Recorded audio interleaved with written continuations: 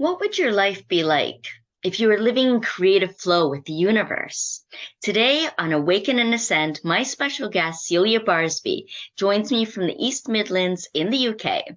She is the one who helps you recalibrate your life so that it becomes vibrant and magical, full of discovery and purpose. When working with her, your soul structures will be revealed to you in powerful, fun, creative, amazing ways through various transformational tools, enabling you to reclaim your soul's purpose so you can flourish and grow. Hi, I'm Jennifer Regular, the Soul Illuminator at Lighting the Path, and also host of this show. And I'm so excited that Celia is here with me today on the topic, Free to Be Me, Reawaken Your Soul's Purpose. Hello, Celia, and welcome. It's so wonderful to have you here. Hello. Oh, I'm so excited. We were just saying, it's been ages. We've been waiting to have this conversation. Yes.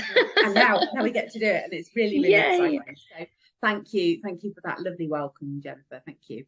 Amazing. And I love the idea of free to be me because we all want freedom. We want to all experience that spaciousness, the ability, the capacity to just express what we truly mean, who we truly are. But we've also become so disconnected from that, from all our conditioning, from all the influences and governing bodies and other authorities and ways of being, or having to move culturally, even having those changes and being in environments and conditions that don't always support who we truly are and how it can feel safe to be able to express ourselves fully. And then to be able to reawaken to our soul's purpose is spectacular. And this is one of the reasons why I do this show, is to awaken and ascend so we can truly become who we came here to be and do what we came here to do. And so I wonder how that all started for you, Celia. Where did you get the courage and the curiosity and the passion and the drive to be free to be you? I think, we learn by opposites in my view. We learn what it's like to be free and appreciate what it's like to be free when we've experienced times in our life when we didn't have that freedom, when we didn't feel free to be the person we were designed to be, when we felt trapped maybe with circumstances, and by knowing what it was like to not be free, to not be able to speak my truth, to not be able to say what I was thinking and feeling in a relationship, to be told as a child, sit still, stop fidgeting was always the thing. And you go, no, because life is so exciting. And as the more and more, whenever I'm interviewed, there's this little voice that goes, don't wriggle around too much. But, sit still. But there's, and be quiet and do as you're told, and all of those old beliefs and those old structures, old constraints. And I think we are now moving towards a world where the old doesn't work. All of those old patterns are falling away, are being dissolved, sometimes more violently than we would like them to be exposed. But having that freedom, if every single person on this planet, or let's go with every single person that's watching this, let's start with something, it would be nice, we'll aim for the planet later, but if every single person is watching this says, yes, I am here for a purpose, and I get to bring my medicine to the world, I get to be able to speak my truth, I get to be free to be me, that becomes transformational on a global scale. So that's what's exciting about this work. Yes, to be able to really just step into that and to embody life rather than react to it. Yes, absolutely. Yeah, it's the you asked how did I end up here, and it is from our childhood. There is those childhood experiences that we have, that really shape the way that we see life. Like, you know, I was thinking about it as a pair of glasses that have been almost given to us. Are they given to us? Or I think we create our own glasses and we say, oh, this is how the world this is how my world operates. And then we start to see everything through that pair of glasses, even if those glasses aren't really very clear, are giving you a slightly distorted view of life, which is what happened to me through I experienced childhood bereavement when I was 10. That was, I talk about that as being my deepest wound, because that's how I then saw everything that happened around me. People I loved will leave me. It's always my fault. I was an only child, and you know, number of things, you know, through my life is, well, it must have been my fault. And that's a, you know, so that I picked up, and I have a responsibility for everybody around me because I was an only child. Now it's just my mum and me. And I picked up, nobody asked me to do this, you know, this is just what we pick up. And so that's how I then see all my other life experiences. And you can see how distorted a view that then becomes and how that impacts on all our other relationships.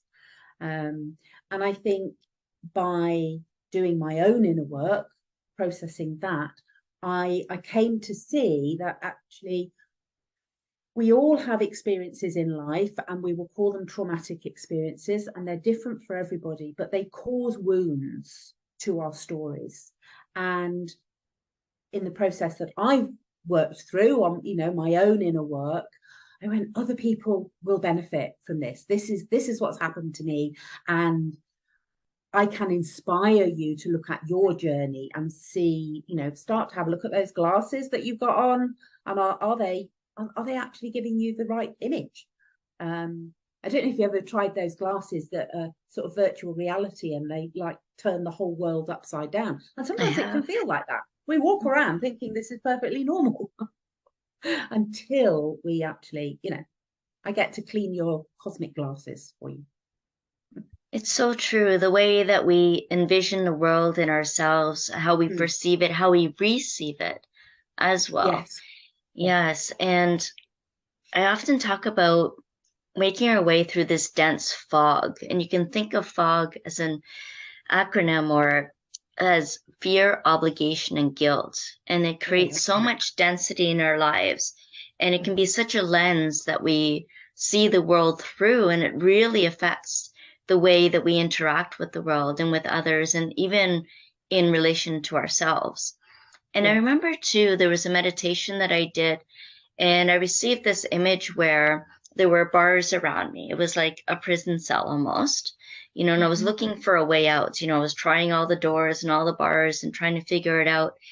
And then in this frenetic, frantic, almost panic state, it's like, there's got to be a way out. There's got to be a way out. I can't just be constricted and restricted in this space. And then something just told me to look up, and there was nothing up there. It was completely spacious and empty. And sometimes that's what we need to do in ourselves, in our lives, is to look up, look Yeah. to a higher perspective, to rise above the mundane or what seems to be seen around Yeah. us. Yeah. And Yeah. to be able to rise above that, or to go beyond and call to our Mm. higher selves, or to call to our higher power. Or some would say too that there's something like this, the tragedies or the trauma or the drama that we experience in life that brings us to our knees. There's always something that brings us to our knees. And what Yeah. else do we do on our knees? We pray. Yeah. You Yeah. know, and it's that coming back to our divine connection and Absolutely. reclaiming our spiritual sovereignty. And Mm. so how, Cecilia, did you begin to see differently? What shifted for you?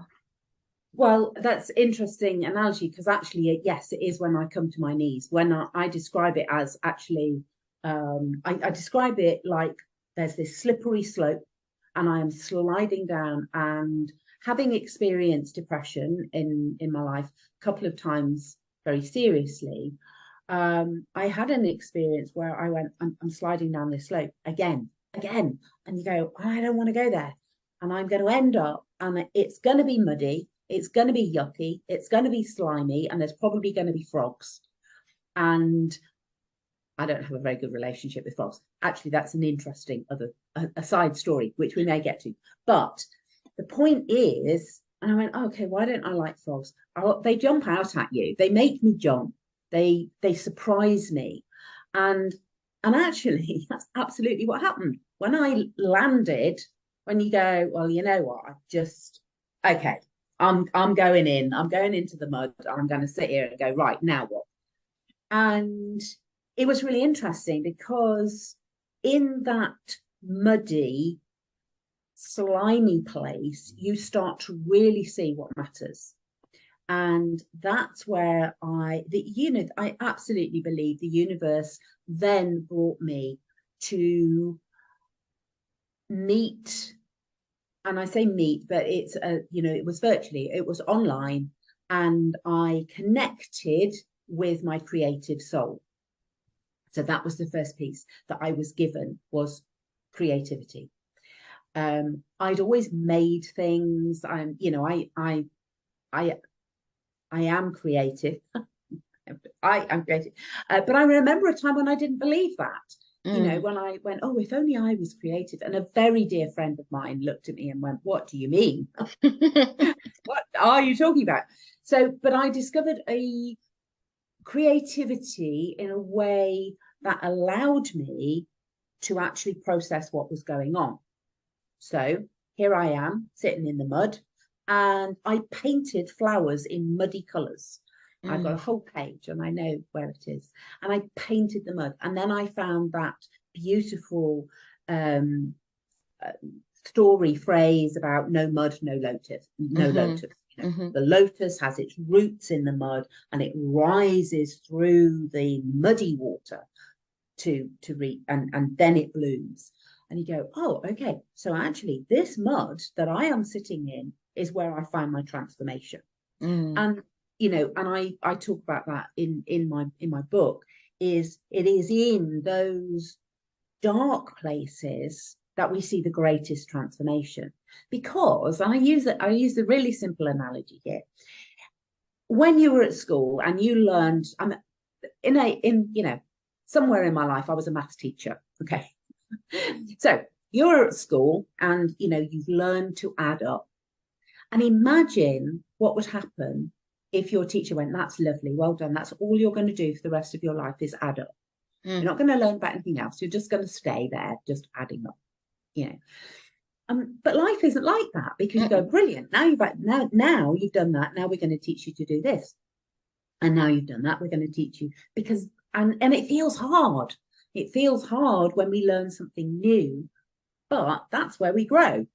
So in these places, these opportunities that we are given in life, and I believe that we actually choose, I think on a more cosmic scale, I think we choose the life that we come into. We choose the lessons we want to learn at a deep soul level. That is where we start to see the transformation. Because if you could do everything, then you're not going to learn anything. And I think that's what we're here.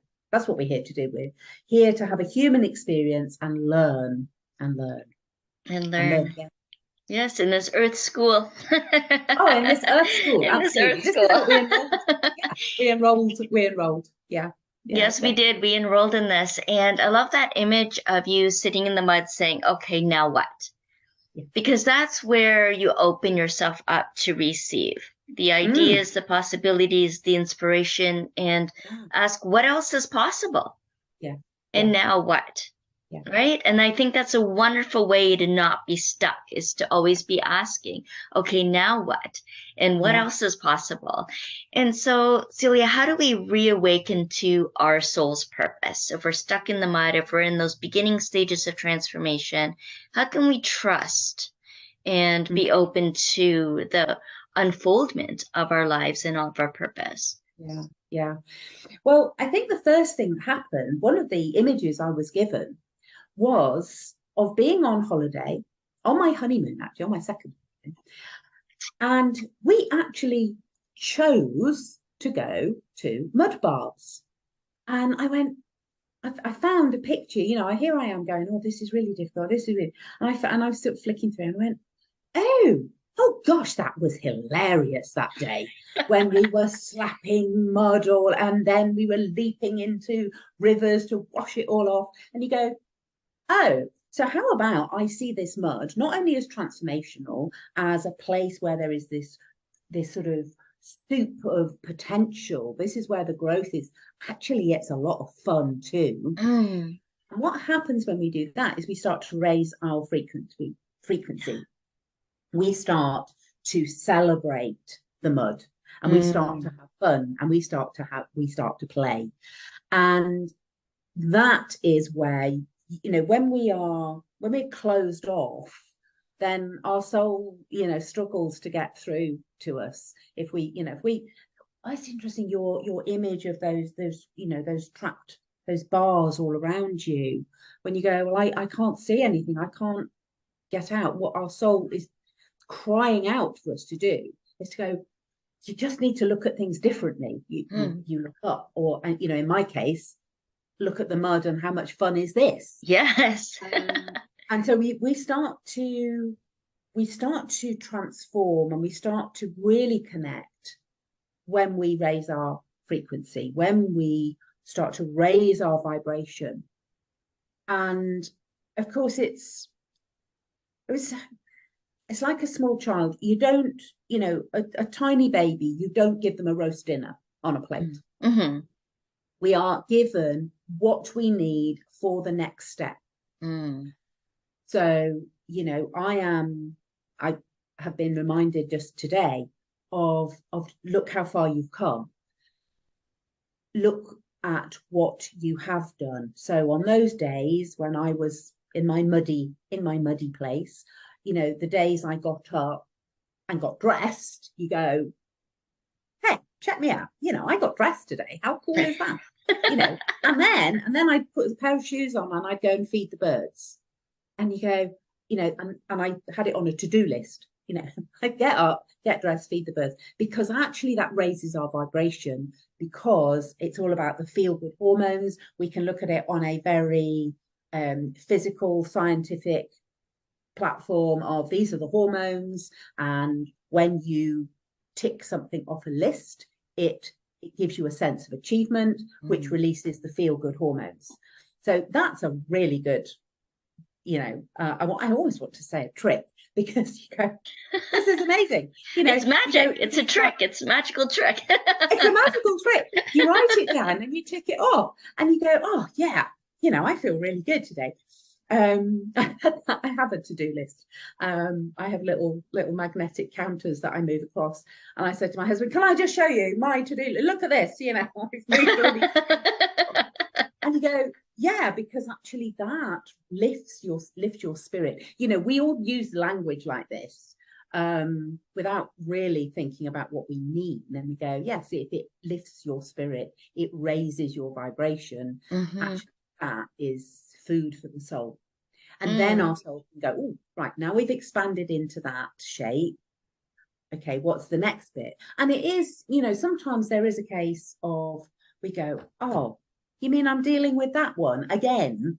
Yeah. And you go, yeah, because it's that onion sort of peeling back the layers. And so,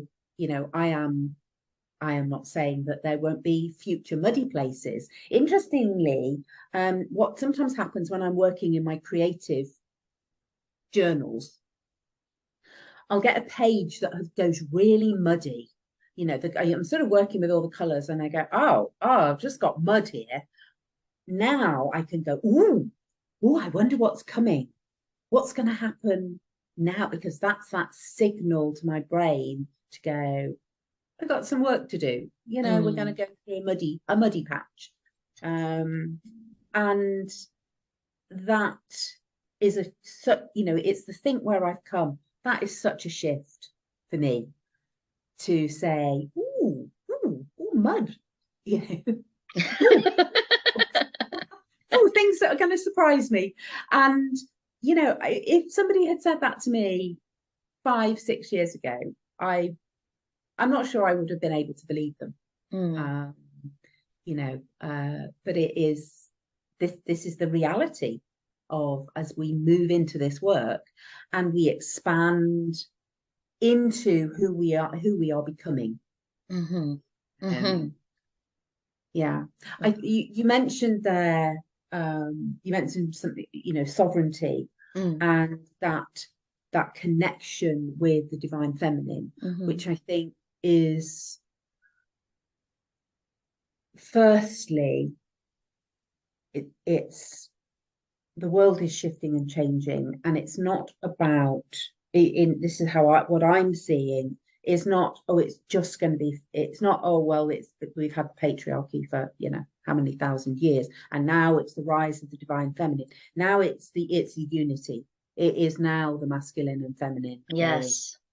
Now what happens when we really create together, and yeah, that gives me the chills. Mm-hmm. So that piece, but the sovereignty is about accepting and acknowledging that we are safe to have our boundaries, and connect with people that talk our language, like in the same way that you and I found each other connected when, oh yes, we're absolutely, we are in the same global tribe. Mm. And that's what's going to be really important. Mm-hmm. That sovereignty piece is about, we have a connection, we are responsible for our piece. I tucked under my sleeve is my red thread there, which is intentional creativity. But the Chinese proverb says, everybody that we are destined to meet in this lifetime, we are connected at birth by a red thread, by a red strand, a red cord. Mm-hmm. Oh, yes. Mm-hmm. And it may tangle and twist, but it will never be broken. But the key is, we are responsible for our piece of that red thread. Yes. And as soon as you go that, you go, oh yeah, I'm responsible for my piece. Mm-hmm. I don't have to take the weight of the world on my shoulders, Mm-hmm. as my 10-year-old self did. I went, oh, well, everything, I've got to do everything. And you go, no, I don't. I have, I am responsible for my own sovereignty, my own boundaries. And I think what has come to me recently is, in a conversation with a friend, was, as we shift and we change our shape, because we are changing shape, we are we are changing our vibration, changing our frequency, changing our shape. There are going to be connections that don't feel in alignment. Mm-hmm. And releasing those, I think, is going to be, I want to use the word challenging, because I think it is going to come up for people that, who I connect with, who I hang out with, who I am able to have a conversation with about what is going on in my life. Those people change. Mm-hmm. So there's an interesting sovereignty piece there.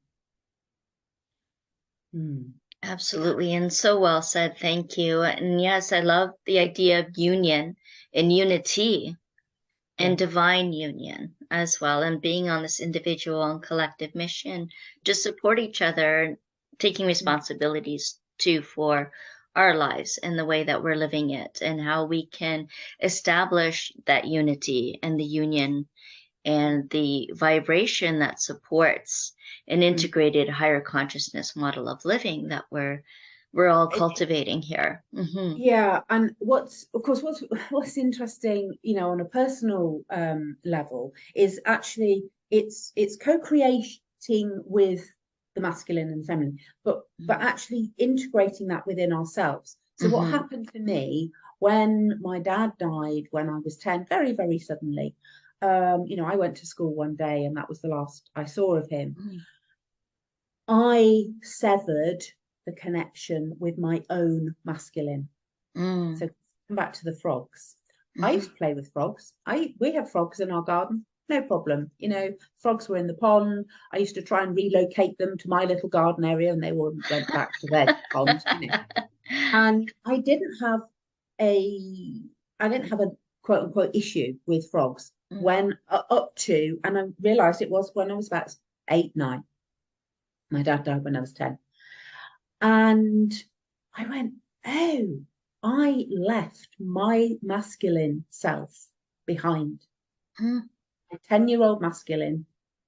I didn't want to have anything because I'd lost this, you know, masculine figure in my life.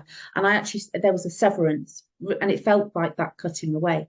Now, I talk in my book about how I did a very intentional guided meditation where I went back and met my 10-year-old tomboy self and we reconnected. And that was so powerful, so powerful. And I think, you know, we experience things that on life's journey, we can leave parts of ourselves behind. You know, whether that's my full masculine, which, you know, and I think there's, you know, aspects of my masculine that the sort of competitive aspect came through, but really the powerhouse that was my masculine, you know, actually I needed to go, oh, hang on, I've left something behind. I need to go back. Reconnect, and then we can move on. Yes, yes, absolutely. Yeah. Gathering those soul parts. Yeah. And this is much of what you do in your work as well, is helping people with their soul structures, their creativity, their freedom to be themselves and to reawaken their soul purpose. And I know that you brought in a gift that you wanted to share with everyone. So why not tell us a little bit about that too, Celia? Okay, so in my program in Free to Be Me, one of the magical golden keys that is part of that is your book of life. And this is what I wanted to share with the community. You know, when we spoke earlier, it was very much, you know, I use my own tools, my energy tools to muscle test. Or which golden key, which magical key, you know, wants to come and be spoken about. And it was Book of Life. And I thought, my first reaction is always, oh, really? Why am I talking about this? I think we then had a conversation about books and authors and things. So what is your book of life? Well, it's your story. And really, the Book of Life key is all about connecting with the power of journaling and the power of documenting what is going on in your life. Now, I used to keep a diary, you know, years as a 13-year-old, which is, you know, it's not the most riveting reading. It tells you what I watched on television. And quite often, you know, really random things about friends. But your book of life allows you to connect with your creativity. So one of the you know, I love books. I love sketchbooks. I have a passion, you know, way too many sketchbooks. But you know, I go, oh, buy a sketchbook. Then I started making my own sketchbooks. And what that does, when you start to make your own book, you can see the analogy. You are creating your book of life. So you're actually really connecting with it. This one, you know, is super simple. There's a bit of watercolor paper that I've splodged some colors on, and then I got so this was I like unfolding ones as well. So there's, you know, there's one which is just a doodly bit and then some writing, and then I sort of did a sort of tree because I was beautiful. But it's, and then I got a you know, a quote: never forget the deeper power within you. That, you know, that I was inspired to write down. I've got better at dating things, because I realized that sometimes you go back and you go, gosh, what on earth was going on in that time? So the gift that I have included really is a series of journal prompts to allow you to visualize what your book, you are holding your book of life. What does it look like? What symbols are there? Because symbols are, I talk about them as love notes from your subconscious, and they've got something they want to tell you. So, and it might just be that you've seen a beautiful sunset, what wants to come forward. It might be shapes. And as you start to, people say to me, "Oh, I'm not an artist." And you go, "That's fine. You don't need to be an artist. I'm not an artist, but I can draw spirals, and I can draw stars, and I can draw hearts," and go, what are the symbols that want to come forward? So the gift that you can share the link for is a workbook around your book of life. It also includes a link to allow you to book an hour with me. So whatever comes up for you, if you want to have a deeper conversation, you can book that hour just to have that conversation. Because I think when we start to share what is going on for us in our lives with people that are talking the same language, that's when we can start to sort of put some of the puzzle pieces in place. That's so beautiful. So that is my gift to you and your community. So I hope you'll take advantage of that. Thank you so very much. Yes. There's doodle places, and there's a page there. I have a gratitude journal, so I've included what I do as my gratitude practice on a daily basis. Yes, so much that can allow those seeds of joy and creativity and soulful expression to come up, to arise, and to be prompted through that and guided. Such a beautiful gift. Thank you, Celia, for that. And you mentioned a quote too that I found very powerful that you had written in that book that you just showed us. But never forget the deeper power within you. Your deepest wound is your greatest power. Deepest wounds is your greatest power. Yeah. Gorgeous. Let me find the page. Because that's your greatest medicine. Actually, I believe it is medicine. We bring.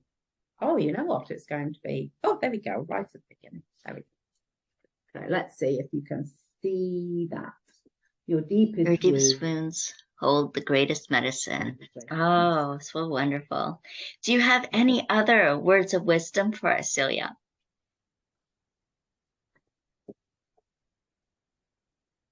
What wants to be said?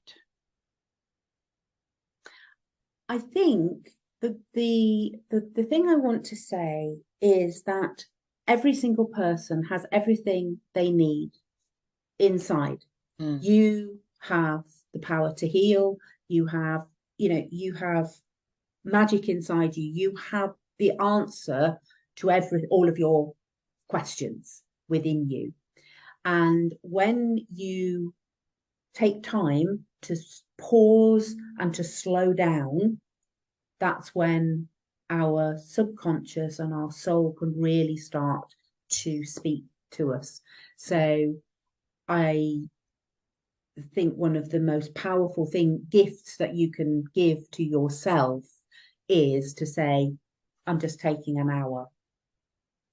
If you haven't got managed an hour, I'm going to take 5 minutes and I'm just going to sit.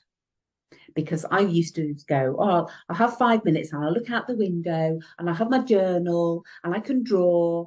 And somebody once said to me, how about you just sit? I went, oh, what? Sit and do nothing? Yes. And you go, it's about calming. There's a sort of an image of calming the waters. If a roundabout, if we're on this roundabout that's spinning round and round and round and round and round, we cannot see what's going on around us.